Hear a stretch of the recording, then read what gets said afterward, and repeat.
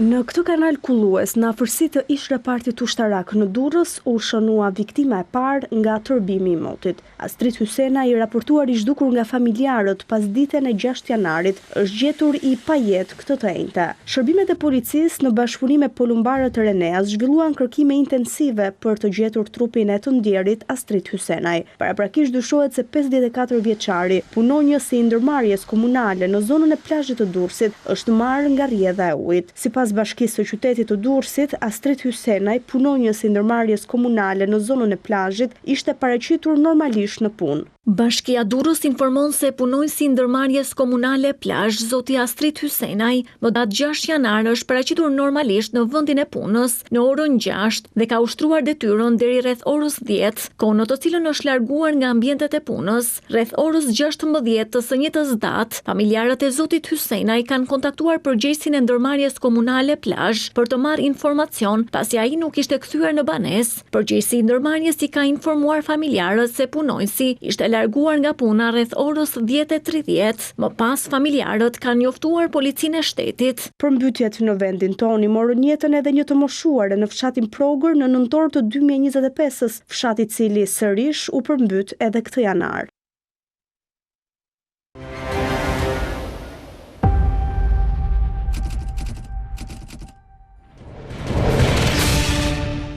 Mirë, kthehemi, flasim pak për Durrës, në aty ku lindi, ku filloi kriza. Durrësi u kthye në kryeqytetin e kësaj përmbytje të re, nëse mund ta quajmë përmbytje meç. Atëherë, cili është ndryshimi midis asaj që ndodhi në në Vjos me atë që ndodhi në Durrës?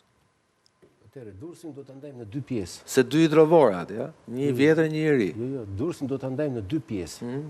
Në pjesën e Durrësit, qytet, dhe pjesën e Kënetës, sepse janë ndryshime shumë esenciale midis njëra tjetrës. Ta nisim tek Durrësi, se tek Këneta e kam një ide, po pse Durrësi u përmbyt në atë farë feje? Durrësi u përmbyt sepse duke pasur dy hidrovora. Po s'kan lidhje me hidrovorët. Po me kë ka lidhje? Por hidrovorët nuk kanë të bëjnë me Durrësin, më burr. S'po ngatrojnë, hidrovorët nuk kanë të bëjnë me Durrësin. Ujërat e Durrësit derdhen nëpërmjet 3 kolektorëve në det.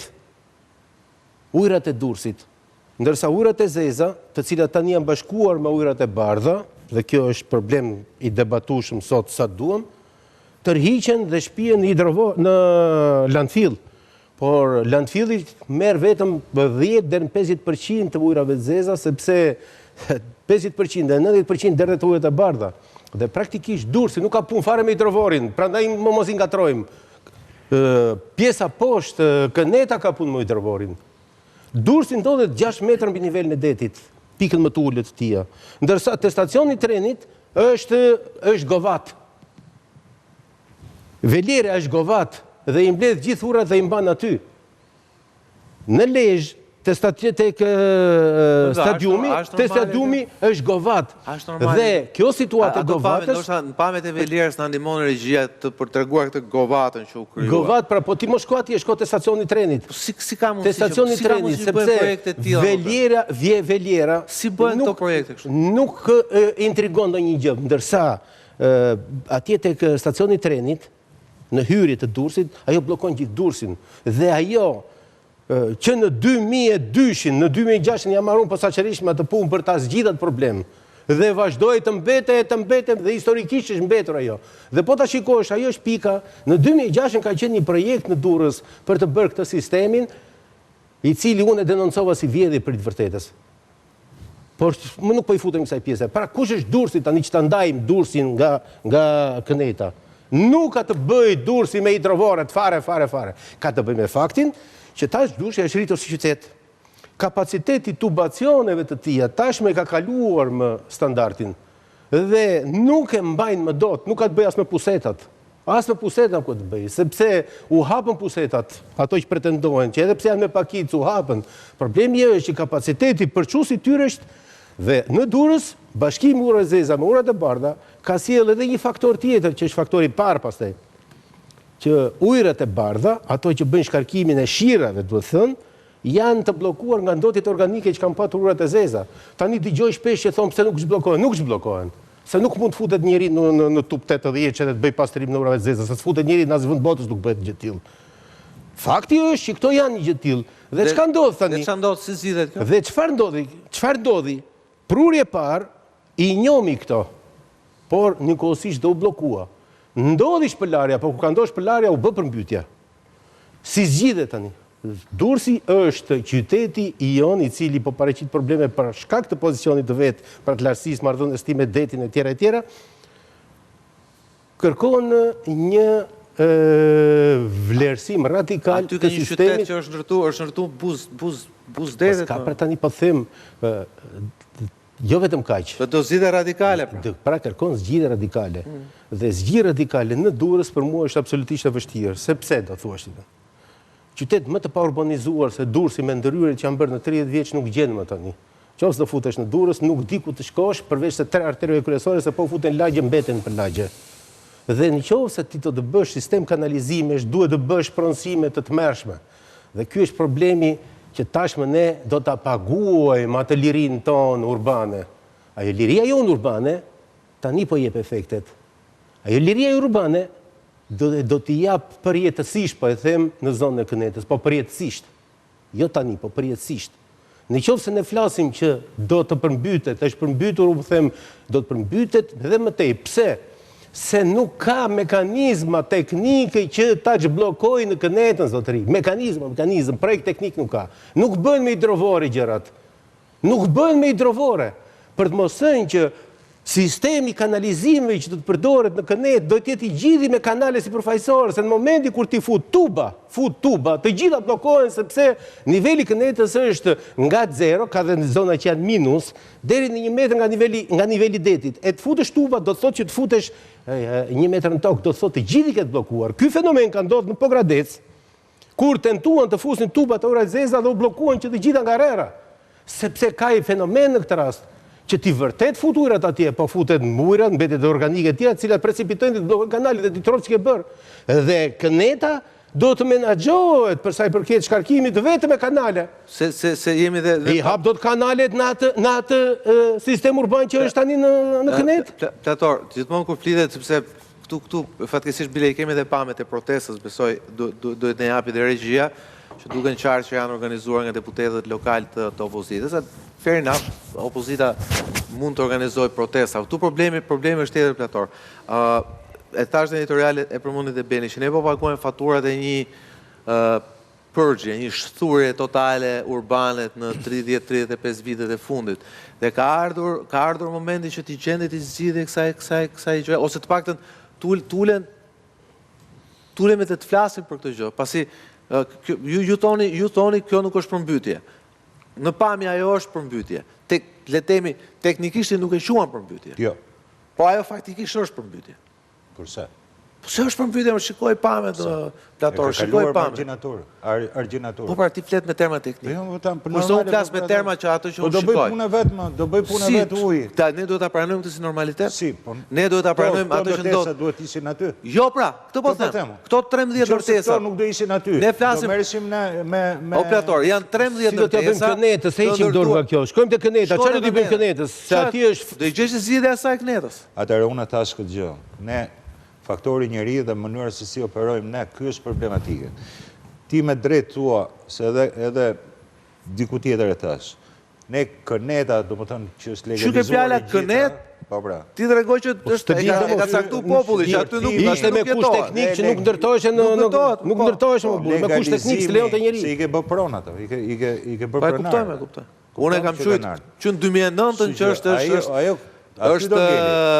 është ligj kriminal legalizimi. Edhe këta të tjerët që ku erdhën pushtet që e vazhduan. Për efekt elektoral, ti ke hapur një grop e cilën do ta paguash për shumë kohë. Ky është një problem i cili jo vetëm në Durrës, por edhe në qytete tjera, ku ka ndërtuar në mënyrë të paligjshme dhe që dhe më pas ti ja ke legalizuar. Dhe ja ke legalizuar dhe që në fundit ti je i detyruar për që bëhet tamam funksionale, do një infrastrukturë super për të mos u përmbytur, për të shuar problematikat e tjera, për ta bërë të banueshme normale, siç i takon një qyteti normal. Kështu që ky është një element i cili ne kemi të trashëguar. Megjithatë unë po them që se ti po më thua do më të na është kjo apo s'është kjo. Faktikisht, ne po mbytem me i gjistuj më pritet. Ky është problemi. Dhe unë nuk shikoj se u bë politik këtu, do më dhe shpallin emergjencë civile.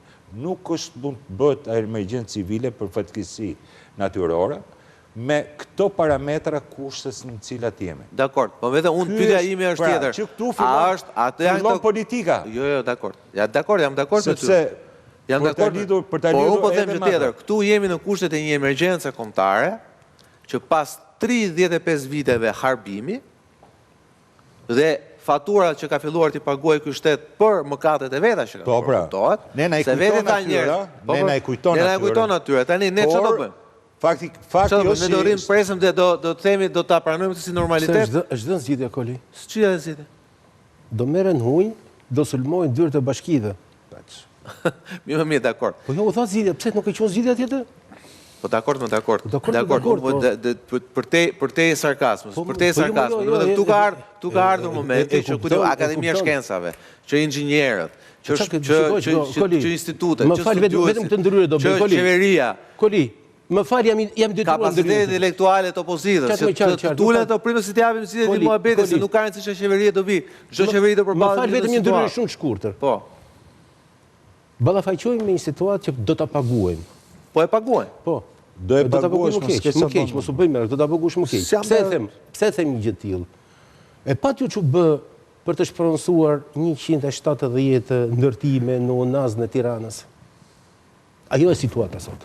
Pra ne nuk jemi në kushtet e një përgjegjësie që gjithë së bashku ta zgjidhim problemin, po jemi në kushtet guxot më prekësh ti të zgjidhësh problemin. Dikush duhet ta marrë iniciativën. Po do ta marr, por si do ta marrë zotëri? Edhe me kosto elektorale. Edhe me kosto elektorale. Po s'është çështje kosto elektorale. Edhe herë nuk është çështje kosto elektorale. Për një vit të tërë ty të bllokoj tjetri për 100 shtëpi zotëri. E di ç'do thotë të bësh urbanizimin e Kënetës. Do besoj ke qenë dakord me mua. Unë kam thënë që në 2008 akt më kriminal se ligji i legalizimeve në këtë vend nuk ka. Erdhën tjerë në 2013 e vazhdu në një të mënyrë. Bile tha o të bëjmë dhe falas. Akt kriminal. Ti të legalizosh 13 shtëpia në shtratin e Lumit, është akt kriminal. Si mund ndërtosh në shtratin e Lumit, ty duhet t'i marrësh dhe t'i shemësh ato shtëpia. Dhe ti thuash ti japësh alternativë tjetër atyre banorëve. Po i ngatron çik. Ka legalizim, urbanizim, ka urbanizim, legalizim. Janë dy koncepte shumë larg njëra tjetrës. Tash dalim te ajo që i thash kreatorit. Po është urbanizim, legalizimi dhe legalizim, urbanizimi janë shumë larg njëra tjetrës, ë? Nuk e di ben, unë di që këtu është bërë një mishmash kaq i madh. Dhe ne duhet të rrim në atë kompromis. Si do ta zgjidhim? S'ka kompromis. Se po bërë kompromis futesh politik dhe bën zgjidhje elektorale. Politika do zgjidh këtë më, se kush do ta zgjidh? Po bën zgjidhje elektorale. Kush duhet ta marrë vendimin dhe do do ta rregulloj këtë gjën, pavarësisht se mund të kem kosto elektorale. Sepse kështu nuk shtyhet, po fatë. Më kanë mërzon më pak kohë, kështu që më duhet të kemi pak mundësi që të balancojmë kohën. Kur tham që janë problemet e keq menaxhimit dhe dora e njeriut, kjo po është evident sepse pavarësisht si e nisëm, erdhëm prapë në të njëjtin konkluzion që është bërë gabim dhe po vazhdojmë të bëjmë gabim. Kur them për qytetet që nuk është punuar me vizion, në këto 35 vjet ka munguar vizioni. Pavarësisht nga partia A apo nga partia B, drejtimi i bashkive është parë si një mandat 4 vjeçar. Nuk është parë si 4 vjeçari i 4 vjeçarëve për të parë çfarë do bënin në 2030-ën dhe tani po them çfarë do bëjmë në 2050-ën. Për shembull, Tirana po ngrihet vertikalisht, po dhe Durrësi po ngrihet, dhe qytetet e tjera po ngrihen. Ne kemi të njëjtat tubacione. Aty shkojnë. Ujërat e shiut dhe ujërat e shkarkimeve, ai grushti hidraulik që krijohet, me që të dy kemi formim inxhinierik. Goditja e grushtit hidraulik do të krijojë probleme se nuk të lejon ty rrjedhën e ujit. Ajo që ndodh me lumin, ajo që ndodh me ato. Dhe kjo nesër do ta rihapim qytetin. Do ta rihapim Tiranën, do ta rihapim Durrësin e tjerë. Shikoj Roma për shembull apo Londra, vetëm shik apo jo. Po si e kanë zgjidhur problemin e shiut? Pse nuk kanë probleme, nuk po themi në rastet e tornadove, po flasim në normalitet. Atëherë, në këtë moment, ne nuk kemi parashikuar mënyrën e menaxhimit të ujërave dhe infrastrukturës. Po janë ato portat e Londrës, portat e Tamizit në hyrjen lindore të Londrës që e mbajnë qytetin mbi ujë. Se po ta lesh tamizën dhe tamizën e mbyt londë. Pra pas ka zgjedhje. Patjetër që ka zgjedhje. E këtu po flas edhe unë për këtë gjë. Si ka zgjedhje. Pra, nëse ne ngrihemi vertikalisht dhe mbajmë po të njëjtat tubacione, i nisëm me 30, i shkojmë bëjmë 50, pastaj bëjmë tender tjetër e bëjmë 100. Jo, po si e ka zgjedhur Roma, që në kohën e Romakëve i ka ato akuedutë. Pra 2000 vjet kanë kaluar dhe ka zgjidhur një problem, ose kanë pasur më shumë vizion. Edhe rruga Kavajës kur bë ka qenë me qerrë, kishte më shumë vizion ato vite. Pra ne po flasim për një vizion dhe mungesa e vizionit sjell pikërisht këtë gjë. Që ai që është në bashki nuk e shan dot, nuk e ngacmon dot, nuk e kritikon dot se për herë kritikon partinë. Jo, më nuk do kritikojmë partinë. Do kritikojmë problematikat, sepse këto problematika i ndjejmë të gjithë ne bashkë. Dhe nëse ne do të investojmë sot për dimrin që vjen, sigurisht që nuk mund të jetë brenda një dimri të zgjidhen probleme, se këto janë afatgjata, paramon duhet filloj zgjidhja dhe duhet ketë një strategji kombëtare, jo thjesht politike të forcës rradhës, po një strategji kombëtare që të zgjidhin pikërisht këto problematika. Si për menaxhimin e qyteteve, ashtu edhe për menaxhimin e ujrave apo të zjarreve. Sepse kosto që ne paguajmë është shumë herë më e madhe se kur këto para mund të shkuar për të bërë një polici më të mirë, për të bërë një ushtrim më të mirë, për të bërë një forcë të emergjencave më të mirë, ore për të paguar edhe sa pensione më shumë. Se nuk është ne vetëm digjemi dhe përmbytemi dhe vazhdimisht hedhim para për të bërë këtë investim. E vërtet është. Mirë, më duhet ta mbyll. Falenderoj Fation, falenderoj Ben, faleminderit Nesuri, ishte kënaqësi të kisha sot program, falenderoj edhe kolegët e mi, ndjes atyre me cilën nuk u lidha dot, por debati u bë shumë i fortë në studio, dhe një debat i cili në fakt nuk duhet bërë në studio, duhet bërë diku tjetër, duhet bërë tek ata cilët ne i paguajmë me taksa dhe vazhdojmë paguajmë taksa dhe vazhdojmë paguajmë dëmshpërblime, cilat e një shteti i cili për fat keq, duhet thënë, ka munguar prej më shumë se 3 dekadash. Ristori kthehej sërish të hënën ora 8. Deri atëherë nga Sokol Balla, natë e mirë.